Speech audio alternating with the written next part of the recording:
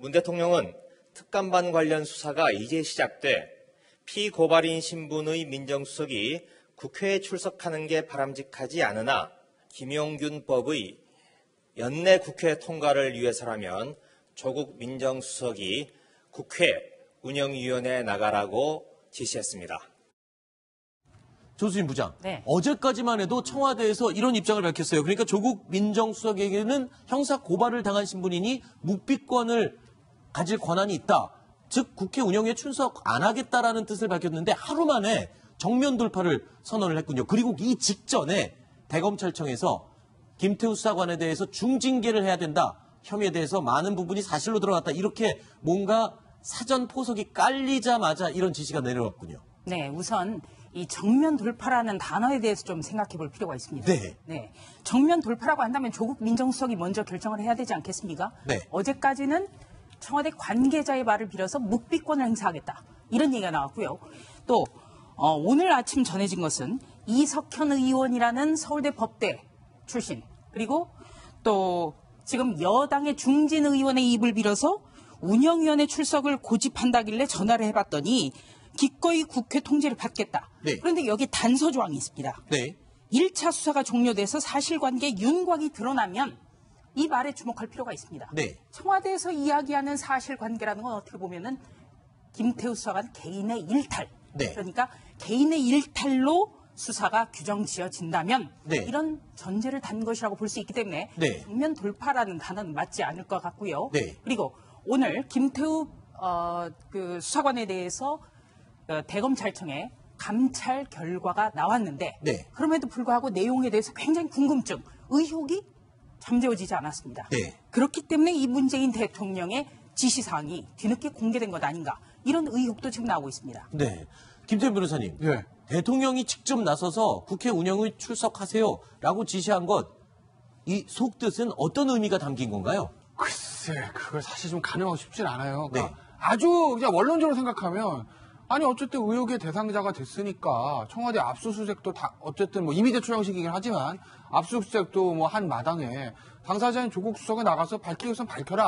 현재 굉장히 이제 원론적인 의미로만 보면 뭐 그냥 당연히 있을 수 있는 얘기인데, 네. 지금 뭐 말씀하신 대로 어제 청와대 압수수색이 있었고 오늘은 이제 어제죠, 또 저 자유한국당에서 블랙리스트, 환경부의 블랙리스트 얘기도 또 나왔고, 네. 그리고 오늘 김태우 수사관에 대한 어떤 중징계 요청들이 있어서 네. 과연 이 수사 내용하고 31일 날 조국 수석의 운영이 전격 출석이 혹시 맞닿아 있는 것은 아닐까라는 그런 생각도 하기는 하지만, 그렇죠. 시점적으로 그렇죠. 시점적으로요. 예. 그렇긴 하지만 그 이제 저간인 흐름들을 우리가 외부에서 알 수는 없는 거고, 네.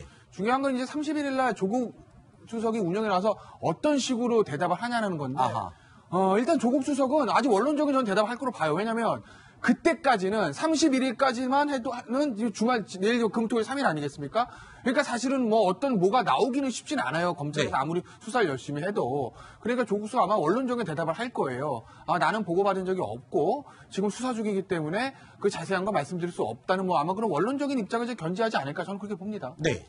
일단은 뭐 청와대 입장에서는 계속해서 이 조국 수석의 불출석을 이야기하는 부분이 명분면에서 조금 좀 약한 부분이 있고요. 네. 두 번째, 이제 대통령으로서는 어쨌든 올해 안에 그 이른바 산업안전보건법, 김용균법이라고 통칭되는 이러한 구체적인 법안들을 좀 이렇게 통과시키면서 뭔가 성과를 만들어내야 가는, 아하. 이게 굉장히 중요한 부분이거든요. 야당의 협조를 지금 굉장히 필요로 할 시점이잖아요. 그렇습니다. 실질적으로 그걸 받아야 되는데, 네. 야당에서 조국 수석이 안 나오면 우리 그 협조 안 못 해주겠다. 한다. 네. 이렇게 되니까 그 부분에 대해서 이제 한병구 정무수석이 이 두 개가 지금 연계가 돼 있어서 법안 통과가 어려울 것 같습니다. 이렇게 네. 이제 얘기를 한 거고, 그런 부분에 대해서 그럼 대통령으로서 그럼 한번 조국 수석 뭐 내가 생각하기에는 바람직하진 않은 것 같지만 그래도 나가서 하세요. 네. 저는 문 대통령이 현실적으로 지금 닥치는 상황 자체가 네. 법안 통과를 위해서는 어쩔 수 없는 선택을 아하. 할 수밖에 없었다, 이렇게 생각합니다. 아니 그런데 좀 역설적으로요, 상황이 김태우 전 수사관의 이 폭로 사태가 이런 의미로 또 해석이 되기도 하네요.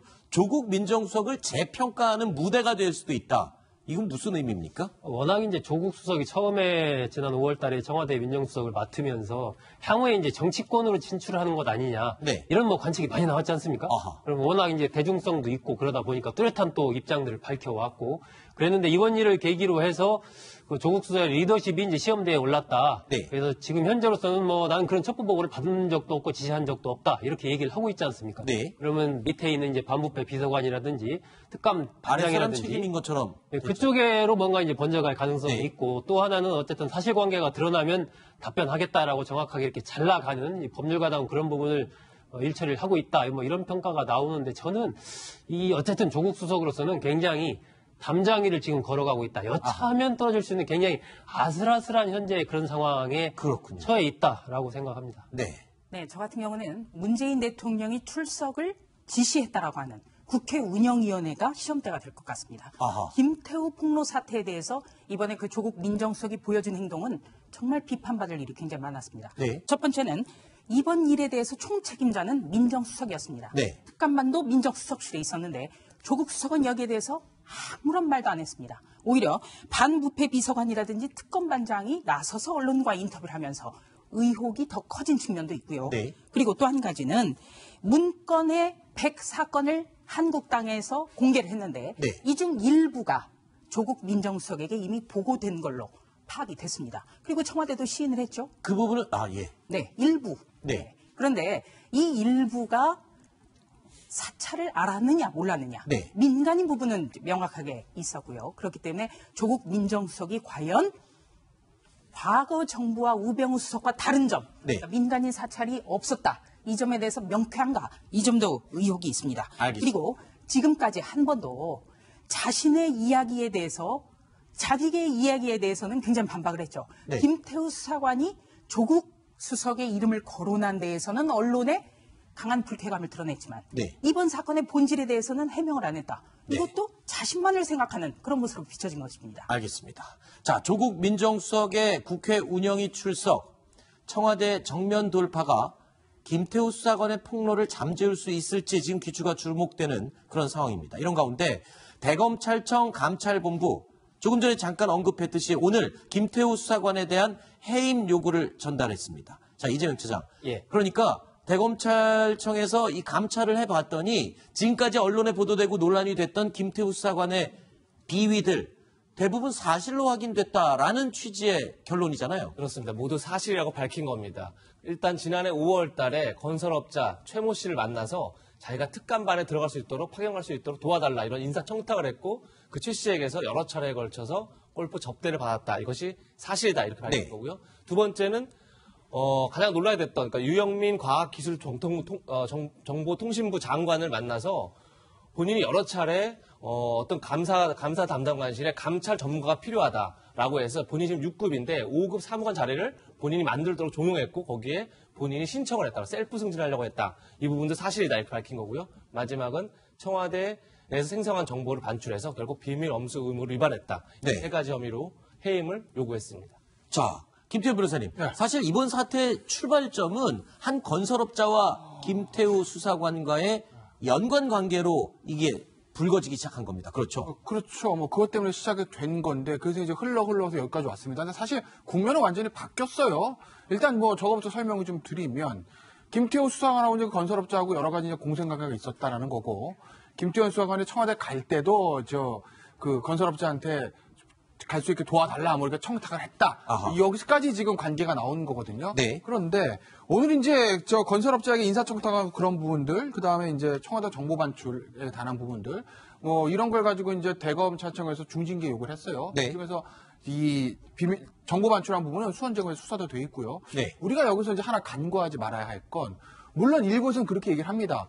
김태우 수사관이 좀 궁지에 몰렸기 때문에 그렇기 때문에 본인이 그 위험한 상황을 타개하기 위해서 이 문건 폭로 속된 말로 문건 장사라는 게 아니냐 뭐 이렇게 얘기를 하는데 뭐 그런 측면이 없다고 제가 단정해서 말할 수는 없어요. 네. 다만 제가 아까 말씀드린 국면이 전혀 다른 국면 그러니까 이 사람이 건설업자 유착 관계가 있고 골프 접대를 받았고 뭐 과학기술부 가서 뭐 특혜성 임용을 시도하고 정보 유출하고 이건 이거대로 처벌할 건 처벌하고 그렇기 때문에 김태우 전 수사관이 했던 얘기들이 신빙성이 없다. 이렇게 말할 수는 없다라는 거죠. 그러니까 문건의 내용, 이 민간인 불법 사찰에 대해서 청와대에서 어떤 지시라든지 보고 후 묵인이 있었는지 여부와 오늘 대검찰청에서 있었던 김태우 수사관에 대한 징계 발표는 전혀 별개의 문제이기 때문에 우리가 따로 구분을 해야 된다. 그런 또 포인트가 있군요. 그리고 또 한 가지, 조수진 부장. 네. 그러니까 이 김태우 수사관이 과학기술정보통신부에 5급 사무관 자리를 신설하도록 종용하고 신설이 되자 본인이 거기에 지원을 해서 합격을 했다. 지금 이 부분도 지금 사실로 확인이 된 거잖아요. 그거는 이제 사실로 확인됐다기보다 대검 감찰관의 발표 내용입니다. 네. 발표 내용에 대해서 지금 석연치 않은 의혹들이 있습니다. 어떤 우선 점이죠? 과학기술정보통신부에 자신의 자리를 만들어서 했다. 자, 현직 6급 청와대 행정관이었죠. 그렇다면 과연 특감반의 위상이 그토록 영향력이 강했느냐. 이 점을 짚어볼 필요가 있는 겁니다. 그리고 또 한 가지는 조금 전에 설명을 했습니다만 건설업자에게 인사청탁을 했다. 네. 이 이야기가 무슨 이야기냐면 건설업자가 조국 민정수석과 부산 해광고 동문이었다. 그렇기 때문에 청와대를 가기 위해서 이 사람과 계속해서 만났고 골프도 쳤고 자신의 자리를 만들어서 갔다. 이런 내용입니다. 그렇다면 이 청탁이 받아들여졌는지 그리고 배후에는 누가 있었는지 그때 조국 민정수석에게는 과연 전달됐는지 전달됐다면 어떻게 했는지 이 점이 수사가 돼야 된다는 것이죠. 네. 그렇기 때문에 오늘 감찰 내용은 발표 내용이고 또 여기에 대해서도 의혹이 계속 나오는 겁니다. 한번 강조드릴 거는 김태우 수사관을 절대 비하하거나 방어하고 싶지는 않습니다. 이 자신이 직무 중에 알게 된 것을 공개한 것 이거는 굉장히 중벌이고 다시는 일어나서는 안 되는 그렇죠. 내용이죠. 그런데 이 공개한 내용 그리고 대검찰청의 오늘 감찰 발표 내용에서도 보듯이 의혹이 사그러들지 않고 있다. 이게 더 큰 문제인 겁니다. 알겠습니다. 개인의 비위와 그리고 이 폭로에서 드러난 내용은 별개로 따로 또 판단을 해야 될 문제다. 이런 얘기들이 많이 나오고 있죠. 대검찰청의 해임 요구에 김태우 수사관은요. 나를 쓰레기로 만들려는 것이다. 라고 강하게 반박을 했습니다. 사실관계가 다르거나 범죄로 볼 수 없다는 사실을 몰아가고 있다라는 겁니다. 이 과기부를 드나드는 과정에서 과기부 고위직으로부터 저희 감사관으로 일할 5급을 뽑는다는 그거에 잠시 저희 6급으로서 제 승급에 어떤 욕심을 좀 냈던 것 같습니다. 그러니까 뭐 이것은 어쨌든 본인의 일탈 행동으로 저는 봅니다.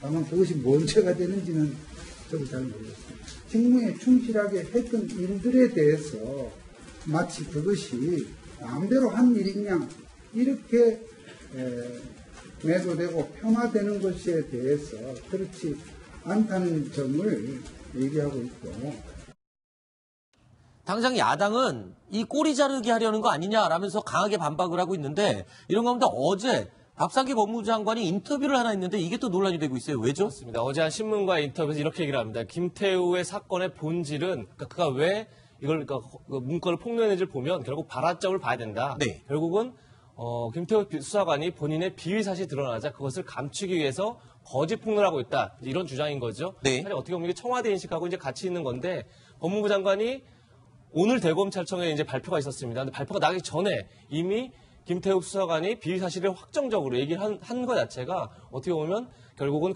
검찰과 청와대가 다 같이 김태우 수사관을 몰고 가고 있는 게 아니냐. 네. 이렇게 야당은 보고 있는 겁니다. 그렇군요. 청와대 입장에서는요. 김태우 수사관의 개인 비위가 사실로 확인될 경우 폭로 사태가 일단락이 될 것으로 기대를 했을 겁니다. 대검찰청 감찰 결과가 여권의 폭로 정세를 벗어날 변곡점이 될 것이다 라고 생각을 했겠죠. 그렇지만 상황은 그렇게 녹록지 않아 보입니다. 또 다른 폭로가 다시 시작됐습니다. 환경부 산하 8개 공공기관의 임원 등 사퇴 현황을 정리하면서 주요 임원들의 사표 제출 여부 그리고 제출 예정 그리고 누구와 누구가 반발하고 있고 어떠한 형태로 지금 반발하고 있는지도 기재가 되어 있습니다.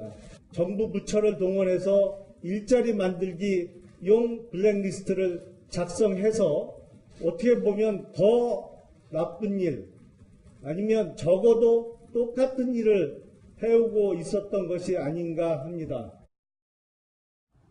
환경부 블랙리스트, 소 국장님, 이게 뭡니까? 지금 전 정권 말고 지금 이번 얘기를 하는 거잖아요. 어떤 내용입니까? 그렇죠. 이제 환경부 산하의 이제 공공기관들과 관련해서 거기 현재 근무하고 있는 주요 기관장, 주요 임원들이 이제 임기가 어떻게 되고 또 어떻게 그 자리에 가게 됐는지 이런 것들을 조사를 했고 그런 부분들이 이제 김태우 전 수사관의 주장에 따르면은 그 환경부만이 아니고 330개 공공기관 전부에 대해서 그런 부분들이 다 조사가 됐고 그것이 이제 현 정부와 가까운 어떤 인사들을 그 자리에 보내기 위한 그런 용도로 좀 활용된 그런 부분이 있다라는 그런 주장이 지금 나온 겁니다. 그게 이제 자유한국당의 첫 번째 주장, 폭로하면서 했던 주장 내용인데 조수진 부장, 근데 좀 의아한 게 있습니다.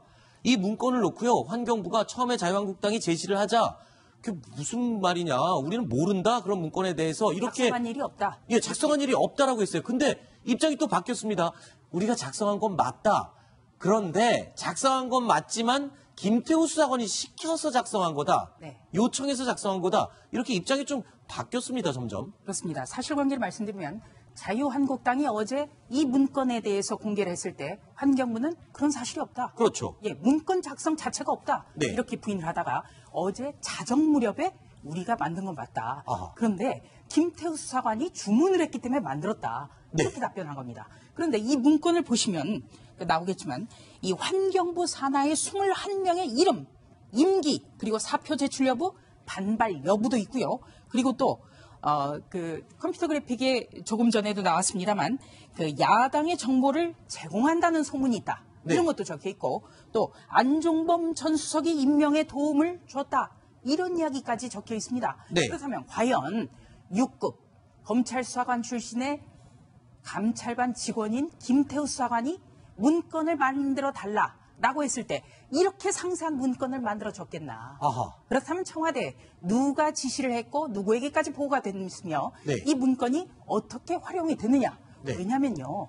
이 비슷한 시기 작성된 올 1월 즈음에 각 공공기관장들이 전 정부에서 임명된 사람들이 갑자기 사표를 냅니다. 네. 그것과 맞물려 있기 때문에 이것 역시 석연치 않다. 네. 그렇기 때문에 청와대에 어느 선까지 보고가 됐고 누가 지시를 했느냐. 네. 이것에 대한 의혹이 계속 남아있는 겁니다. 지금 조금 전에 언급한 있었던 줄줄이 사표 이야기, 바로 환경부 산하 임원들에 대한 사퇴 종용 이야기인데요. 이 사퇴 종용은 지난 8월에 김은경 당시 환경부 장관도 인정했던 적이 있는 사실입니다. 직접 이렇게 이야기하셨습니까? 사표 내라고? 직접은 아니고 아마 기조실장님이 기조실장이요? 네. 이재명 차장, 예. 조금 전에 조수인 부장이 했던 이 말, 그러니까 이 리스트가 작성이 된 건 이미 확인이 됐고요. 이제 이 보고서가 어디까지 보고가 올라갔느냐, 이 부분이 지금 쟁점이 되겠죠. 그렇죠. 이 문건을 작성을 지시를 했느냐, 그리고 네. 이 작성된 문건이 어디까지 보고됐느냐가 가장 핵심 쟁점인 겁니다. 일단 청와대는 조국 민정수석이나 비서관들은 물론이고 이인걸 특감 반장조차도 보고받지 않았다고 주장합니다. 반면 한국당은 이인걸 특감 반장까지는 보고가 됐다, 그렇게 알고 있다고 하는데 지금 김태우 수석은 이렇게 얘기합니다. 1월 28일 날 이 문건을 직접 세종시에 있는 환경부 청사로 가서 받았는데 당시에 이 문건을 받자마자 사진을 찍어서 이인걸 반장에 있는 그런 텔레그램 네. SNS에 올렸다. 그리고 다시 서울 올라와서 구두 보고까지 했다. 따라서 이인걸 반장한테 보고를 했다는 겁니다. 네. 사실 뭐 아직 확인된 건 아니지만 결국 근데 이 문건 자체를 생성해서 그냥 자기 혼자 갖고 있으려고 생성하지는 않았겠죠. 그래서 어떤 네. 식으로 보고가 됐다라고 보는 게 오히려 합리적일 것 같고요. 또 하나는 특감반이라는 거는 결국 감찰하는 게 주 업무입니다. 그렇죠. 근데 이거는 감찰과 전혀 무관한 거죠. 그렇죠. 그야말로 산하기관 단체장들을 일괄적으로 전 정부에서 인선한 그 기관장들 다 내보내라 이런 거기 때문에 이건 특감과 전혀 무관한 업무이기 때문에 만약 이것이 특감반 차원에서 이루어졌다고 해도 굉장히 앞으로 파급력이 네. 큰 정치적 이슈가 되지 않을까 싶습니다. 이 내용 역시 지금 진실공방으로 빠져들고 있는 모양새입니다. 그런데 검찰이 지금 청와대 압수수색을 했단 말입니다. 특감반 컴퓨터를 들고 갔어요. 그러면 그거 내용을 좀 들여다보면 이 진실이 밝혀질 수 있을까요? 저도 그렇게 봐요. 아, 그래요? 왜냐면 어제 이제 오늘 아침 이제 조간신문에 다 보도가 된 건데 이 블랙리스트 한국당에서 이거 환경부 문건 공개할 때 김태우 수사관의 어떤 얘기도 보도가 됐어요. 근데 김태우 수사관 얘기가 이인걸 특검 반장, 그게 김태우 수사관 얘기입니다. 네. 이인걸 특검 반장이 특감반을 쫙 불러가지고 야 엑셀 파일로 공공기관에 있는 장이랑 감사 이사들 상황 좀 정리해봐. 이렇게 하고 성향까지. 정리하고 야당 출신 인사들 위주로 감찰 한번 해봐, 성향 분석해봐, 뭐 이렇게 해서 자기들이 했다라는 얘기를 했잖아요. 네. 그러면서 이인걸 특검반장이 우리 일자리 많이 만들어야 돼, 이런 얘기까지 했다고 김태호 수사관이 얘기를 했습니다. 그러면 김태호 수사관 말이 진실이라고 보면 문건이 공공기관에 작성된 뭐 환경부 산하단체만 있겠습니까? 다른 데 다 있을 거 아니에요. 네. 그러니까 어디 이제 특감반 컴퓨터를 들고 가서 분석을 했을 때 만약에 환경부 산하단체 문제가 아니라 다른 부처 문건도 한두 개 나오기 시작하면 그렇겠네요. 그러면 이거 진짜 이인걸 특감반 시켜가지고 특감반들 다 움직인 거 아니야? 이게 되는 거고 네.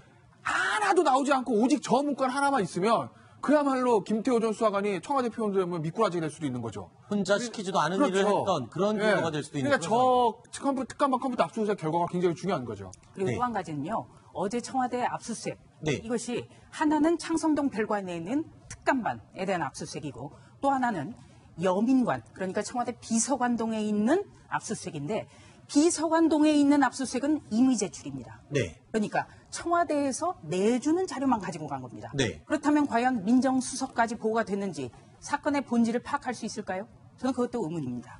그렇군요.